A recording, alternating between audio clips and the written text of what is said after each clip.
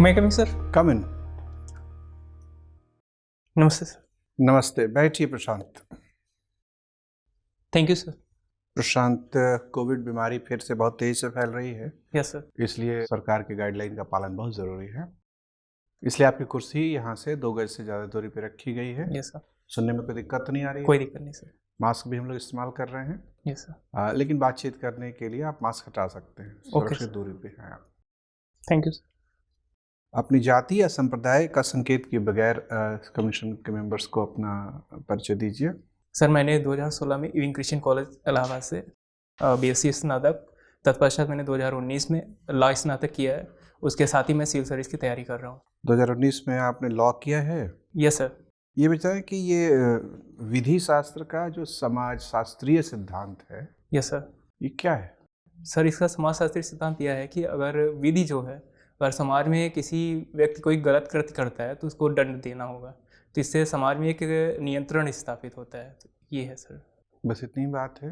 Sir अभी इतना ही recall कर पा रहे हैं सर। अच्छा, ये बताएं कि uniform civil code yes sir. और common civil code yes sir.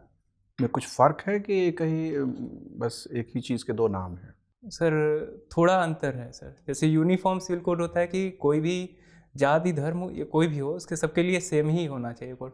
जबकि कॉमन कोड होता है कि मतलब सभी धर्मों का एक हो, लेकिन कुछ विभिन्नताएं भी हो सकती हैं। जैसे धर्म वाइज डिफरेंट हो सकता है, बेसिक चीज़ें लेकिन एक होंगे उसमें सर। जैसे तो संविधान के नीति निर्देशक तत्वों में यस सर। किस बात की सिफारिश है, कॉमन सिविल कोड की कि uniform civil sir code? Uniform civil code की बात की गई है। कॉमन सिविल कोड की बात नहीं की गई। Sir sorry sir. ठीक है, ठीक है, आपने सही कहा। अच्छा, ये बताया कि ये जो संपत्ति का अधिकार है, यस सर। ये 1976 तक तो मूल अधिकार खंड में था। Yes sir. तो संविधान निर्माताओं ने क्या सोचकर इसको उसके अंदर रखा था? क्या हम समाजवादी दर्शन अपना रहे थे इसलिए संपत्ति का अधिकार रखा था, यस या हमने समाजवादी दर्शन के प्रति तटस्थ थे, ऐसे कोई आग्रह नहीं था? सर हम एक लोक कल्याणकारी राज्य थे, तो हमारे यहाँ जो पुरानी प्रथाएं थी, जमींदारी प्रथाएं वगैरह थी, तो इनके कारण जो होता है कि संपत्ति का एकीकरण, केंद्रीकरण हो गया था सर। तो हमारी सरकार ने सर संपत्ति के विकेंद्रीकरण के लिए सर, जमींदारी उन्मूलन प्रथा के लिए सर ये कानून लाई थी कि सर संपत्ति का अधिकार जो है मौलिक अधिकार न रहे, बल्कि नहीं, मैं तो ये कह रहा हूँ कि 1976 तक। Yes sir. 1950 में संविधान लागू हुआ। Yes sir. 1976 तक, मतलब शुरू के 26 वर्षों तक संपत्ति का अधिकार मूल अधिकार ही था। Yes sir. तो उसे मूल अधिकार रखने के पीछे के क्या तर्क थे? हटाने का तो तर्क समाजवादी है, लेकिन रखने के पीछे क्या तर्क है? सर संपत्ति पे सबका अधिकार होना चाहिए। मतलब कोई भी अगर भारत का नागरिक है तो उसके पास संपत्ति हो, इस उद्देश्य से जो हमारे संविधान निर्माताओं ने इसे सर संपत्ति का एक अधिकार रखा था कि सर सबके पास संपत्ति होनी चाहिए, एक बेसिक जो नीड होती है। लेकिन संपत्ति के अधिकार को पूंजीवादी तत्व माना जाता है, तो क्या हम कह सकते हैं कि हमारा संविधान शुरू में पूंजीवादी झुकाव वाला था? सर हमारा संविधान सर मिश्रित अर्थव्यवस्था वाला था सर। तो इस क्रम में सर पूंजीवादी तत्व भी थे सर और समाजवादी तत्व भी थे। समाजवादी तत्व कौन कौन से थे शुरुआती दौर से? सर जैसे होता है कि संपत्ति पर सभी का समान अधिकार हो, समान कार्य के लिए समान वेतन हो गया सर। और सर लेकिन ये सब तो नीति निर्देशक तत्वों में यस था, जो कि जस्टिसेबल ही नहीं है। Yes sir. और सर समता वगैरह है सर, समता का अधिकार हो गया सर, स्वतंत्रता का, समता का ठीक है, अधिकार में ही आता। ठीक है प्रशांत। Yes sir. ठीक है प्रशांत, यस सर। ज्योग्राफी ऑप्शनल है आपका। Yes sir. अच्छा, ये बताइएगा कि भारत अपनी थल सीमा कितने देशों के साथ साझा करता है? सर नंबर नहीं याद है सर, बता सकते हैं कौन कौन से हैं? गिन कर बताओ, नाम ही बता दीजिए, कितने कितने, माने कितने देश? सर पाकिस्तान हो गया सर, अफगानिस्तान हो गया सर, चीन हो गया, नेपाल हो गया सर, और सर भूटान हो गया, बांग्लादेश हो गया सर, म्यांमार हो गया सर, और श्रीलंका हो गया सर, और सर मालदीव से सर समुद्री सीमा सर साझा करता है। माने कितने हुए, 7 कि 8? सर काउंट नहीं किया। अच्छा, अभी हाल ही में सरकार ने थल सीमा, जिनके साथ भारत अपने थल सीमा साझा करता उन देशों के साथ FDI के नियमों में परिवर्तन किया है। FDI समझते हैं ना? Yes sir. Foreign direct investment. क्या है वो परिवर्तन? सर परिवर्तन से सर अवेयर नहीं है। अच्छा, FDI जानते हैं आप? Yes sir. क्या होता सर है? फॉरेन डायरेक्ट इन्वेस्टमेंट हो जाता है सर, विदेशी निवेश जो होता है उसको बढ़ाने के लिए सर गवर्नमेंट को। नहीं तो होता क्या है FDI? विदेशी निवेश होता है बस सर। अपने किस विदेशी निवेश को FDI कहेंगे आप, कि सभी विदेशी निवेश को FDI कह देंगे? सर जो भी संस्थागत और संरचनात्मक निवेश कर रहे हैं सर अपने यहाँ, तो उनको सर एफडीआई कहेंगे, जो फॉरेन से होते हैं निवेश। अच्छा, ये एनबीएफसी क्या होता है? Sir non banking finance corporation होता है सर। क्या? सर ये जो गैर वित्तीय कंपनियां होती हैं सर, उनके नियामक के लिए प्राधिकरण गठित किया गया है, जो नॉन बैंकिंग। नहीं तो होता क्या है? गैर बैंकिंग वित्तीय संस्थान होते क्या? क्या ये बैंक होते हैं क्या? नहीं सर, फाइनेंसिंग यूनिट्स होती हैं इसमें सर, जो क्या ये उधार नहीं देते हैं क्या? सर देते हैं सर, जमा नहीं स्वीकार करते हैं क्या? सर जमा नहीं स्वीकार करते ना। जमा नहीं, कोई एनबीएफसी जमा नहीं स्वीकार करती। सहारा तो जमा स्वीकार करती है, सहारा एनबीएफसी है ना? Sir yes sir. तो वो तो जमा स्वीकार करती है। सर स्मॉल सेविंग्स जो होती हैं सर, वो सॉरी से इस पे कंफर्म नहीं है अभी।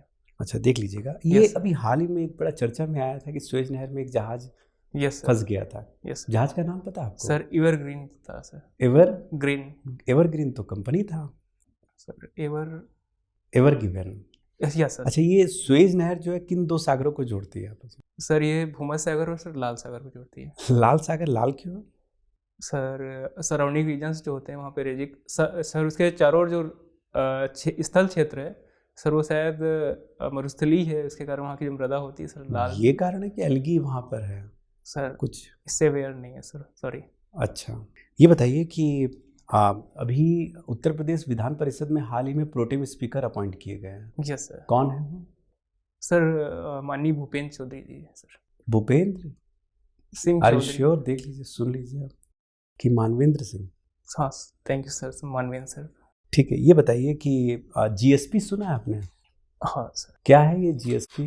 सर ये अमेरिका द्वारा जो होता है पिछड़े, इसका फुल फॉर्म क्या है? Sir generalised preference system sir. Generalised system of preferences. क्या है ये?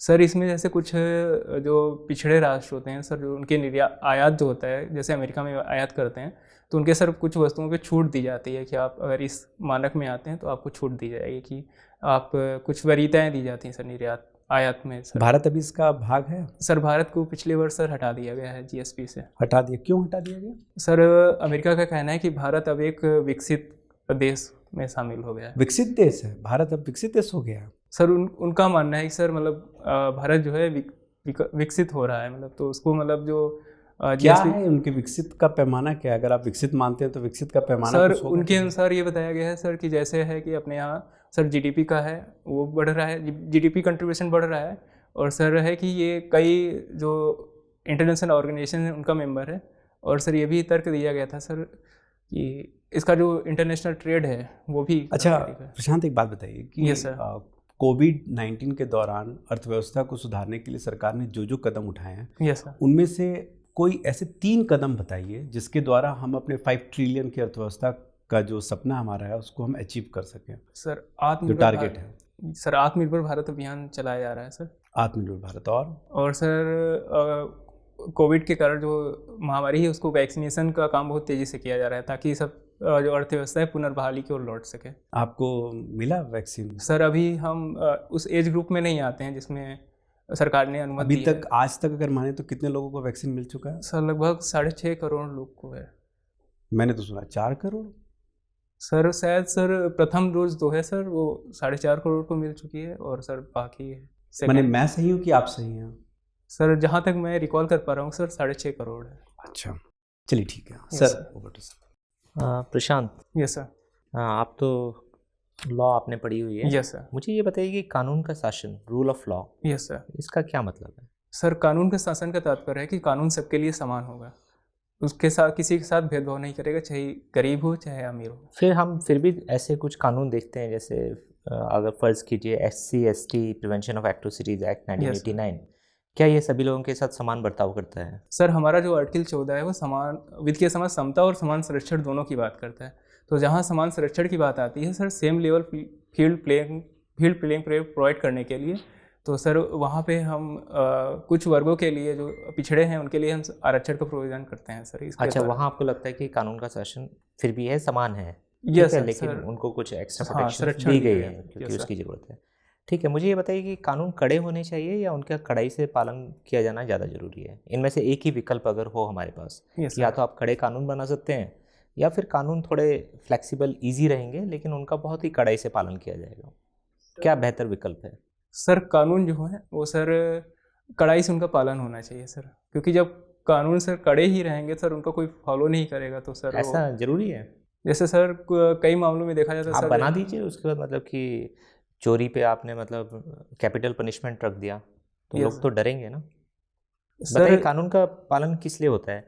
डर की वजह से होता है या लोग पालन करना चाहते हैं इसलिए होता है? सर निरोधात्मक होता है सर कानून कि सर आप अगर ऐसा करेंगे तो सर आपको ये पनिशमेंट मिल सकती है। अच्छा, एक टर्म है लेक्स रेक्स या रेक्स लेक्स, सुना है आपने इसके बारे में? सर सुना है सर, रिकॉल नहीं कर पा रहे इसका एग्जैक्ट।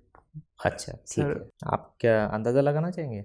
सर शायद लोकल जो कानून होती है स्थानीय विधि के अनुसार नहीं, लेक्स। ठीक है। Sorry sir. ज्योग्राफी भी आपका वैकल्पिक विषय है, तो क्या वजह रही कि आपने कानून को वैकल्पिक विषय नहीं रखा? सर जहाँ तक ज्योग्राफी चुनने का सवाल है सर, कि इसमें सर मेरा इंटरेस्ट था, और सर कानून में इंटरेस्ट नहीं है? सर कानून में इंटरेस्ट है सर, लेकिन सर उसका उचित मार्गदर्शन नहीं था और हमारे पास मटेरियल अवेलेबल नहीं था। ठीक है। अभी हाल ही में उत्तराखंड में एक दुर्घटना हुई। Yes sir. क्या हुआ? सर वहाँ पे फ्लैश फ्लड के कारण जो टनल बन रही थी सर। अच्छा, वहाँ एक टर्म आया GLOF। GLOF क्या होता है? सर ये ग्लेशियर जो होती है लेक आउटबर्स्ट कहलाते हैं सर। तो जब क्या होता है सर, ग्लोबल वार्मिंग के कारण सर ग्लेशियर में है सर पानी पिघल जाता है, वो जमा रहे, पिघला हुआ पानी इकट्ठा रहता है सर। वहाँ उत्तराखंड में जो घटना हुई उसका क्या एक्सप्लेनेशन दिया जा रहा है, किस वजह से हुई है? सर इसमें सर GLOF का भी योगदान है काफ़ी सर, उसके कारण जो। अच्छा, इसको कैसे रोका जा सकता है? जैसे हमें पता चल गया कि एक ग्लेशियर लेक बनी हुई है और इसे खतरा बना हुआ है, क्या किया जा सकता है? सर इसके लिए सबसे पहले पता चल गया, मॉनिटरिंग कर लिए सर, उसका जो पानी जो उसमें इकट्ठा हुआ है उसे धीरे धीरे समयबद्ध तरीके से निष्कासित किया है।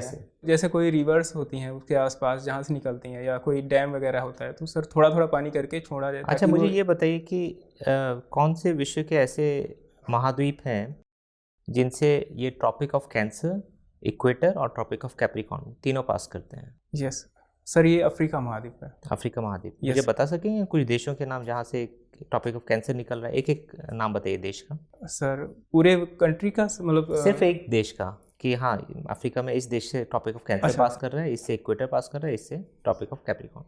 सर जो ट्रॉपिक ऑफ कैंसर होती है ऊपर वाली सर 23.5 डिग्री वाली सर, वो सर लीबिया है।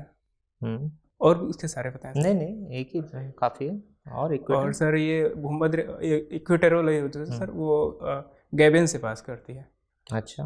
और ये सर मकर रेखा जो होती है सर, वो नामीबिया से पास करती है। नामीबिया?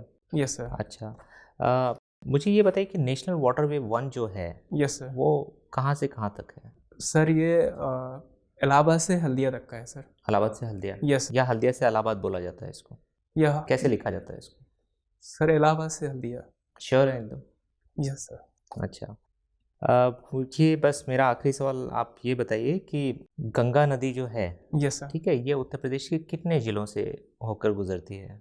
सर एग्जैक्ट डिस्ट्रिक्ट नहीं याद है नंबर्स। कौन सी डिस्ट्रिक्ट से एंटर करती है और किस डिस्ट्रिक्ट से एग्जिट करती है? सर ये बिजनौर से एंटर करती है और सर बलिया से बाहर निकलती है। अच्छा, साथ ही साथ इससे जुड़ा हुआ प्रश्न कि यमुना नदी जो है, यस सर, ये यमुना नदी में एक जगह किस डिस्ट्रिक्ट में केन नदी मिलती है, किस डिस्ट्रिक्ट में बेतवा मिलती है?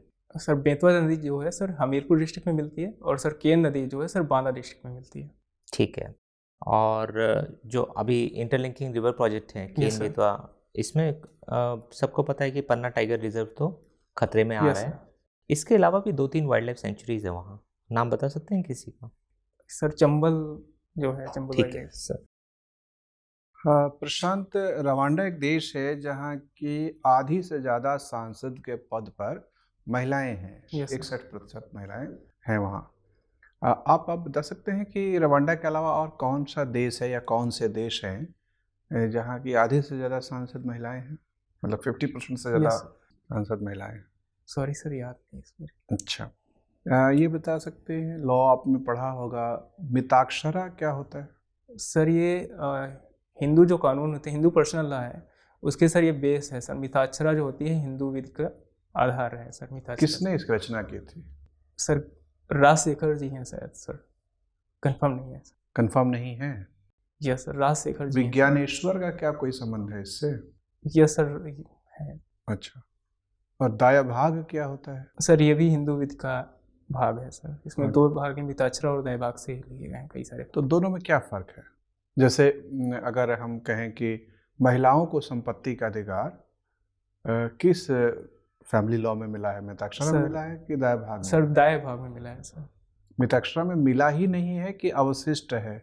सर ये अवशिष्ट है सर शायद। किन परिस्थितियों में महिला को मिलता है? सर अगर सर उसका हस्बैंड जो होता है उसकी मृत्यु हो जाती है तो मिलता है सर अधिकार। लेकिन अगर बेटा है तो सर नहीं मिलेगा सर।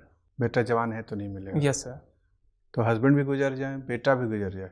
यस सर, शायद ये प्रोविजन है तो मिलेगा? तो मिलेगा सर। और ससुर अगर जिंदा हो तो तब भी सर मिल जाएगा अगर उसका। तभी भी मिलेगा? यस सर, शायद सर मिल जाएगा। अच्छा, प्रशांत महासागर एक सागर का नाम है। Yes sir. क्यों उसको प्रशांत कहते हैं? ये सर काफ़ी बृहद महासागर है कैसे, और ये काफ़ी शांत भी रहता है, ऐसे कैसे शांत रहता है? सर कंफर्म नहीं है सर इसके बारे में। आपका नाम ही है प्रशांत, तो सोचा नहीं कभी? आप भूगोल के विद्यार्थी भी हैं। सर सोचे हैं सर, लेकिन उचित आंसर नहीं मिल पाया है कि मतलब प्रशांत ही क्यों कहते हैं। अच्छा। Yes sir. सबसे बड़ा समंदर कौन सा है? सर प्रशांत महासागर ही है। ये सबसे बड़ा है? Yes sir. अच्छा। हिंद महासागर किस पायदान पे माना जाता है? सर तीसरे स्थान पे सर। अच्छा। गार्डनिंग आपकी हॉबी है? Yes sir.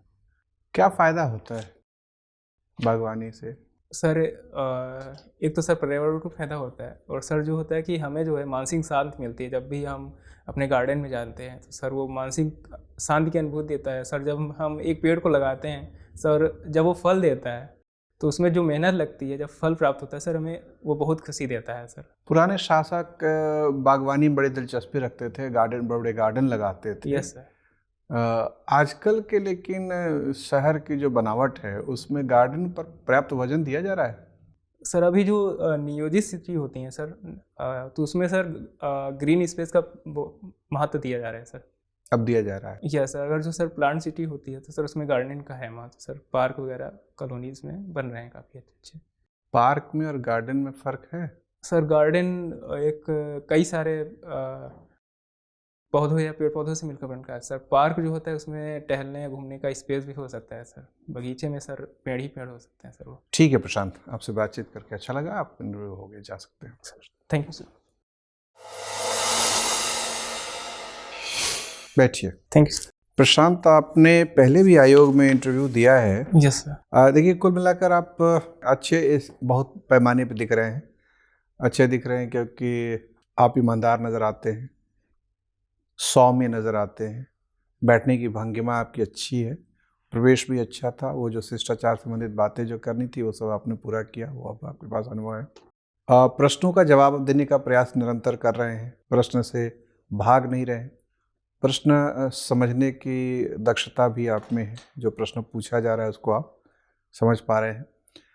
हालांकि इकोनॉमी वाले में थोड़ा आपका लगता है हाँ तंग है। यस सर, वीक थोड़ा। अगले 2 दिन में थोड़ी इकोनॉमी जो प्रचलित चीज़ें हैं वो ध्यान रखें।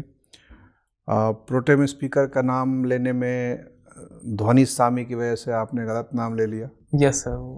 तो इसमें एहतियात बरतें। अगर तसल्ली करें दिल में, अगर एकदम से ध्यान नहीं आ रहा है, सर बोर्ड से पूछ लें, सदस्य से पूछ लें कि सर एग्जैक्टली तो मैं आश्वस्त नहीं हूँ, मुझे सही दिया, लेकिन आप कहें तो मैं बोलूँ शायद थोड़ा सा उसमें, ताकि ये न लगे कि आप सामने के व्यक्ति को बरगलाने का प्रयास कर रहे हैं। मिसलीड करना एक तरह, आप तो कानून के विद्यार्थी हैं। Yes sir. मिसलीडिंग स्टेटमेंट देना ऑफेंस होता है। Yes sir. नहीं है तो वो ऑफेंड हो सकते हैं। और आप लॉ ग्रेजुएट हैं, ये जानते हुए जब वो देखेंगे कि आप समझते हैं कि आप मिसलीडिंग स्टेटमेंट देना ऑफेंस है और फिर भी आप दे रहे हैं, तो आपसे उम्मीद की जाती है कि आप लालच थोड़ा सा अपना संभाल के रखें। एकदम से जब तक आश्वस्त ना हो तब तक न बोलें। ठीक है, तो ये सब 2-3 एहतियात बरतना है। आश्वस्त होकर बोलें, न एकदम से याद हो तो क्षमा मांगने से कोताही ना करें। 5 बार, 6 बार, 8 बार, जितनी भी बार जरूरत पड़ जाए क्षमा मांग लिया करें। और मांगने की शैली अलग अलग होगी। सर मैं अभी यकीन से नहीं कह सकता, सर मैं जाके पढ़ूंगा इसके बारे में, कभी कहा कि मुझे ध्यान नहीं आ रहा है। इस अलग अलग शैली में कहना है, एक ही सपाट बयानी नहीं करनी है। लेकिन उसके लिए तैयार रहना है कि ऐसी नौबत आती है। तो इन्हीं सब चीज़ों पे ध्यान रखिए। और थोड़ा, जैसे मैंने आप कहा कि आपका व्यक्तित्व तो बड़ा सौम्य नजर आ रहा है। Yes sir. एनर्जी लेवल थोड़ा ऊपर रखिए, चेहरा खुशनुमा बना के रखिए। फैक्ट ना आता हो तो उसका टेंशन नहीं लीजिए। देखिए, फैक्ट न बताने से अंक कम नहीं आते, फैक्ट न बता के चेहरा गमगीन बना लेने से अंक कटते हैं। Yes sir. तो फैक्ट आता हो तो अच्छी बात है, न भी आता हो तो चेहरे पे खुशनुमा भाव बना रहना। जी ठीक है, चलिए, all the best. Thank you.